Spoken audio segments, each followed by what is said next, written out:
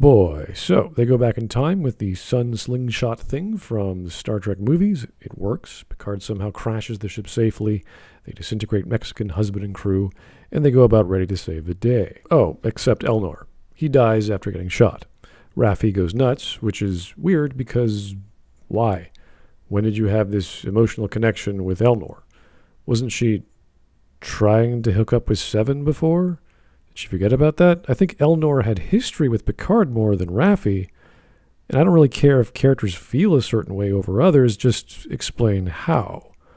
Also, isn't she Starfleet? Isn't she good at dealing with difficult scenarios?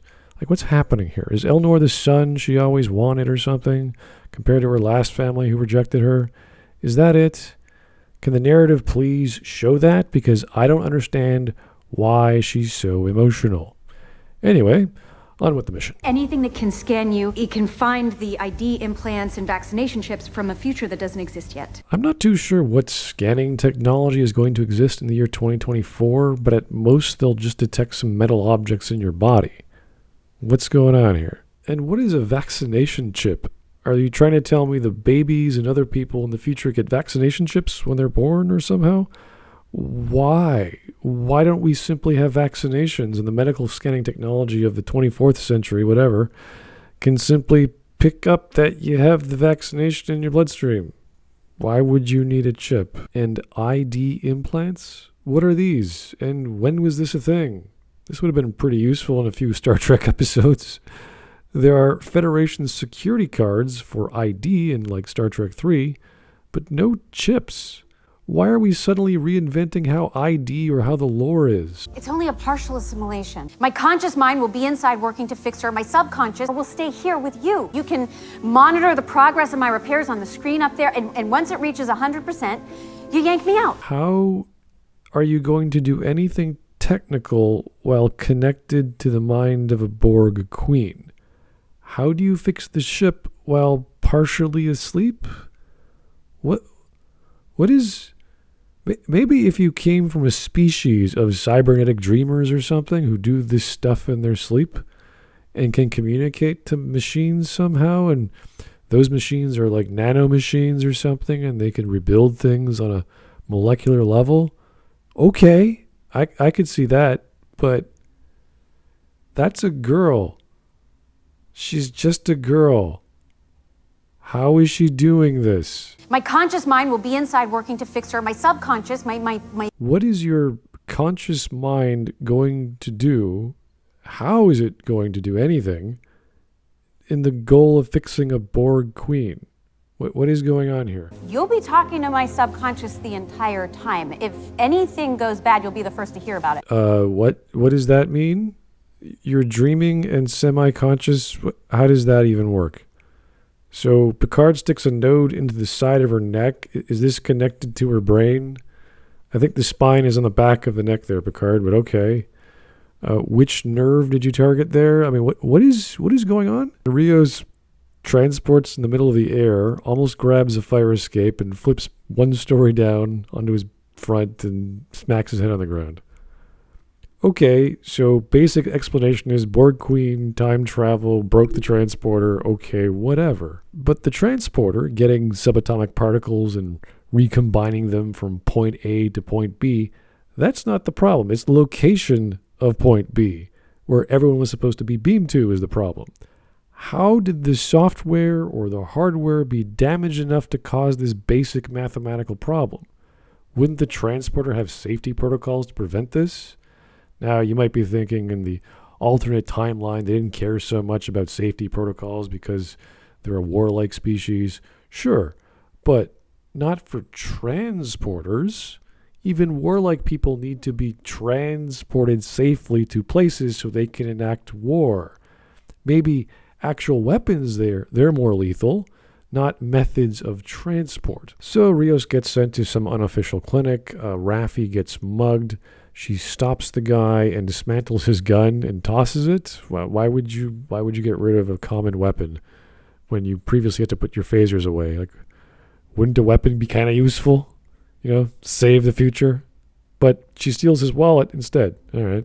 The Queen is making her way through your mind. Okay. But while you are trying to find her control centers, she will be looking for a way into My emotions. Okay. I can feel her peering through doorways. I can hear rattling. And now we've gone into dreamscape nonsense. Let me just stop here.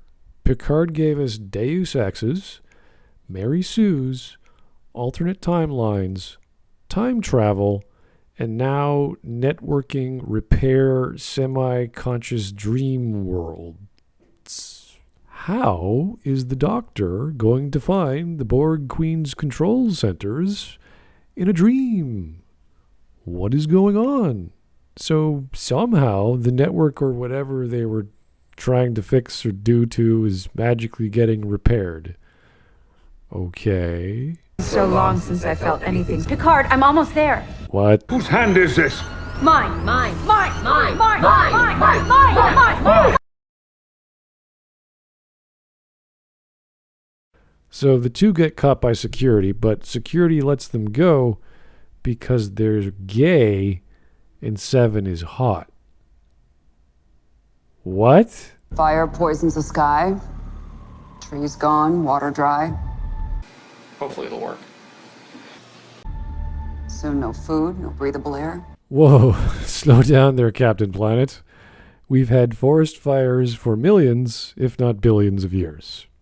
The planet and humanity are going to be fine. Real peanut butter. So this is showing us that food in the future is bad. Why?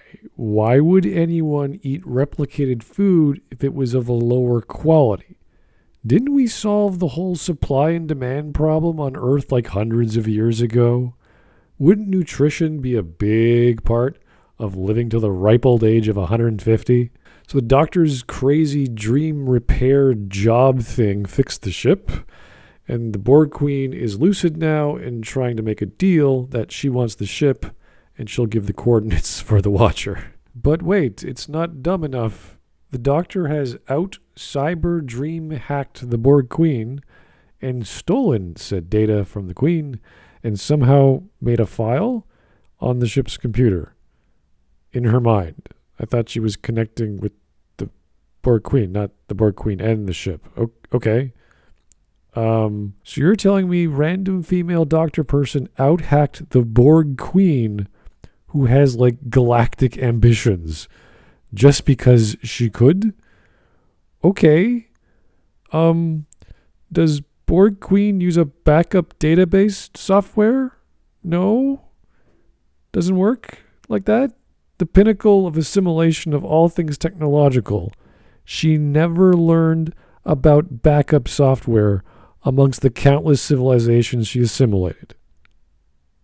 Okay. And during all this time, like, how is the Borg Queen not just assimilating the ship right now? She manually plugged into the ship on her own volition after the cell was broken. Now she's free. Why is she just hanging out for fun? Is she slowly and secretly taking over the ship and playing coy? She seemed to have no problem moving about by herself with these techno tendrils and plugging herself in. Why can't she just do that now? Is she tired? So Rios gets jumped by the ICE police, you know, the border patrol guys in America. Yeah. This has become the political episode. I mean, what's next in the next episode? All cops are bad, electoral reform, I don't know, maybe the war in Ukraine. Still waiting on Orange Man bad, but, you know, who knows what crazy hijinks is going to happen next. So, I guess the theme of the story is stealing? Raffi steals money from a mugger. Some kid steals Rios' comm badge. Dr. Jurati steals the Borg Queen data. The ICE police steal a bunch of people. And I guess stealing is good. The ends justify the means or something. I don't know what the hell's going on. I'm missing a whole bunch of other details which are probably stupid and bad and break lore, but I really can't be bothered. And neither should you.